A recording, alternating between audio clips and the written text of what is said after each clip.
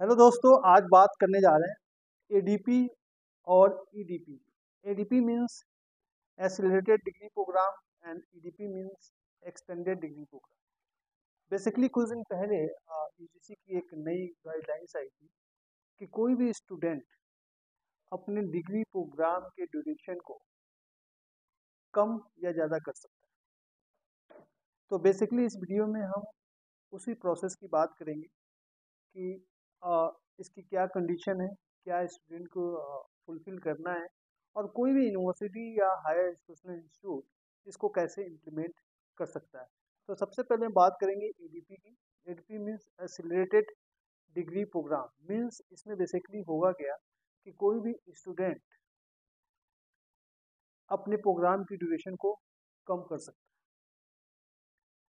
कम करने का मीन्स ये बेसिकली जो पॉलिसी है या जो एडीपी है, ये सिर्फ जितने भी अंडर ग्रेजुएट प्रोग्राम है, चाहे वो 3 ईयर का है या 4 ईयर का है, उस पर अप्लीकेबल है। ये मास्टर्स या उसके बियॉन्ड किसी भी प्रोग्राम के लिए अप्लीकेबल नहीं। ये अप्लीकेबल है तो सिर्फ 3 ईयर या 4 ईयर डिग्री प्रोग्राम के लिए अप्लीकेबल है। ड्यूरेशन कम करने का मतलब क्या है कि अगर मान लीजिए किसी बच्चे का 3 ईयर का कोर्स है तो उसको वो 5 सेमेस्टर में कंप्लीट कर सकता है।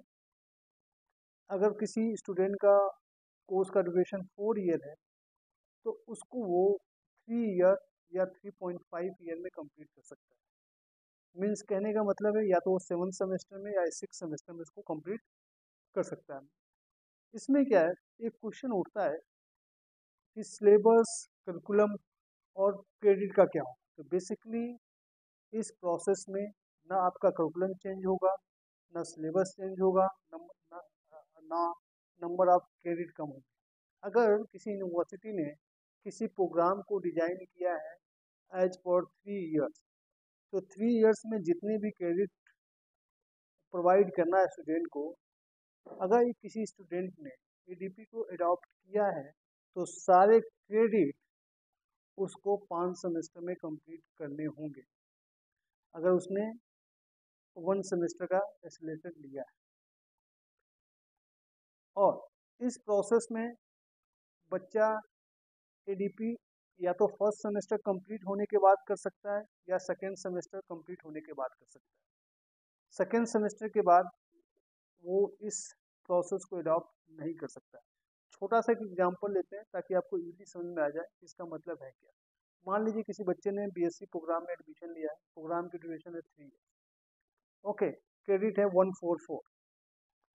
बच्चे को लगता है कि नहीं, मैं इस कोर्स को जल्दी कंप्लीट कर सकता हूँ, तो वो बेसिकली फर्स्ट सेमेस्टर या सेकेंड सेमेस्टर के बाद एडीपी के लिए अप्लाई कर सकता है। इस केस में क्या होगा, अगर उसने फर्स्ट सेमेस्टर के बाद अप्लाई किया है तो जो बाकी 5 सेमेस्टर के क्रेडिट हैं उसको उसको 4 सेमेस्टर में कंप्लीट करने पड़ेंगे। मीन्स 3 ईयर कोर्स में वो 1 सेमेस्टर का ड्यूरेशन कम कर सकता है। अगर वहीं उसने 4 ईयर के कोर्स में लिए हैं, अगर वो फर्स्ट सेमेस्टर के बाद अडॉप्ट करता है तो जो उसके 7 सेमेस्टर के क्रेडिट हैं उसको उसको 6 सेमेस्टर में कंप्लीट करने पड़ेंगे। अगर उसने ड्यूरेशन 3 ईयर का लिया है तो बाकी जो भी उसके 7 सेमेस्टर के क्रेडिट हैं उसको 5 सेमेस्टर के अंदर उसको कवर करने पड़ेंगे। मीन्स इसमें हर सेमेस्टर में उसके क्रेडिट का लोड कुछ बढ़ जाएगा।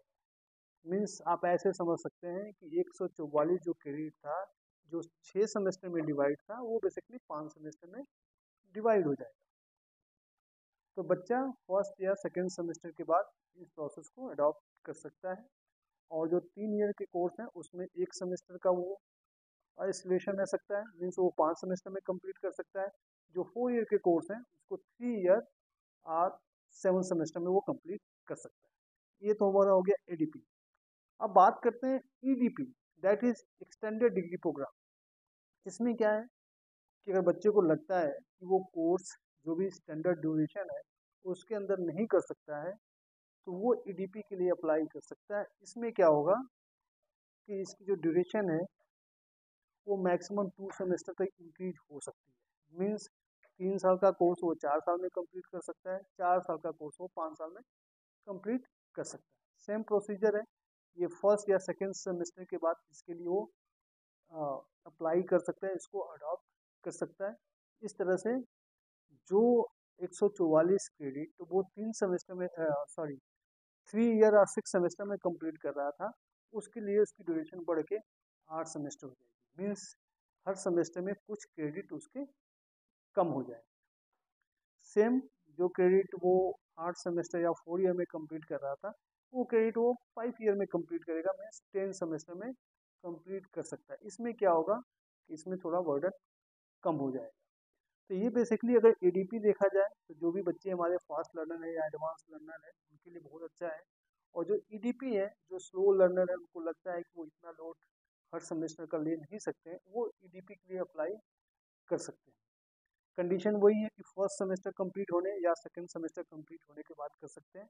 सेकंड सेमेस्टर के बाद आप इसमें अप्लाई नहीं कर सकते। अब बात करते हैं कि भाई कोई भी यूनिवर्सिटी या इंस्टीट्यूट इसको कैसे इम्प्लीमेंट कर सकता है। तो basically as per UGC guidelines है क्या कि उसमें 10% जो इनटेक है किसी भी प्रोग्राम का ईडीपी और ईडीपी के लिए अलॉट किया जा सकता है। ये यूनिवर्सिटी पर डिपेंड करता है कि वो कितना कर सकते हैं, मैक्सिमम 10%। उसके बाद इसके लिए यूनिवर्सिटी या इंस्टीट्यूट को एक कमेटी बनानी पड़ेगी। कमेटी बेसिकली जितने भी एप्लीकेशन आते हैं उसको रिव्यू करेगी। ऑन दी रिव्यू बेसिस वो डिसाइड करेगी कि बच्चा एडीपी के लिए एलिजिबल है या नहीं है, और वो ईडीपी के लिए एलिजिबल है या नहीं। कमेटी डिसाइड करेगी। कमेटी को लगता है कि हाँ बच्चा एडीपी के लिए है, जैसे ही कमेटी अप्रूव करती है तो बच्चा देन एडीपी में प्रोसेस कर सकता है। सेम अगर कमेटी अप्रूव करती है तो वो एडीपी के लिए प्रोसेस कर सकता है। अप्रूवल के बाद मेन काम आता है करिकुलम डिजाइन का। तो करिकुलम इस हिसाब से डिजाइन होने चाहिए कि जो सेमेस्टर जो कोर्स या कंटेंट या क्रेडिट बच्चा 6 सेमेस्टर में कंप्लीट कर रहा था वो 5 सेमेस्टर में कैसे कंप्लीट करेगा, या 4 ईयर के कोर्स में वो 6 सेमेस्टर में कैसे कंप्लीट करेगा या 7 सेमेस्टर में कैसे कंप्लीट करेगा। ये सारा चीज़ करिकुलम अप्रूव एकेडमिक काउंसिल करेगी with the permission of head या सम अदर हायर अथॉरिटी। तो कहने का मतलब है कि इस केस में बेसिकली आप देखेंगे 3 ईयर प्रोग्राम में 2 करिकुलम डिजाइन हो रहे हैं, एक as per 6 semester, as per एक 5th semester. Okay, first semester तो दोनों के केस में सेम है। सेम 4 ईयर के केस में आप देखेंगे तो 3 आपको करिकुलम डिजाइन करने पड़ेंगे, एक तो 4 ईयर के लिए, एक 7 सेमेस्टर के लिए, एक 6 सेमेस्टर के लिए।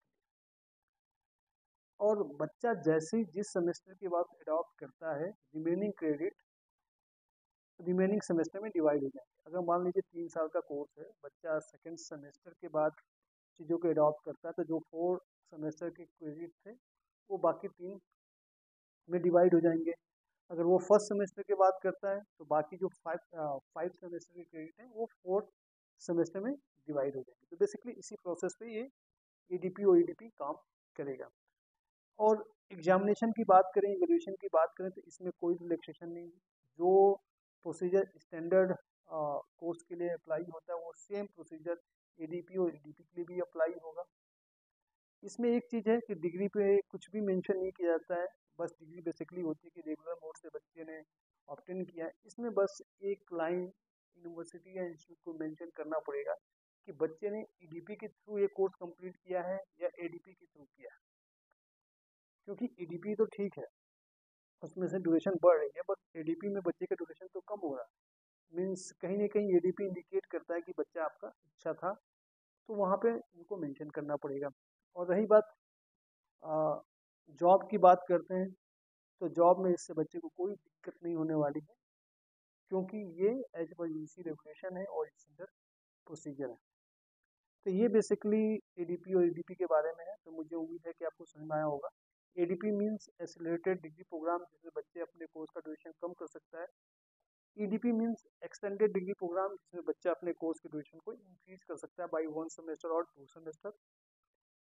एडीपी में वो ड्यूरेशन कम कर सकता है बाई 1 सेमेस्टर और 2 सेमेस्टर। ओके, तो this is all about ADP and NTP. Hope आपको ये समझ में आया होगा। और यहाँ पे मेरे सामने आप देख सकते हैं लिखा है ये बेसिकली इसी का नोटिफिकेशन है। इसी नोटिफिकेशन की समरी मैंने आपके सामने रखी है ताकि इजीली आप समझ सकें, और गूगल पे आप सर्च मारेंगे तो आप ये नोटिफिकेशन मिल जाएगा और आप अच्छे से पढ़ सकते हैं। So thank you for watching this. Thank you.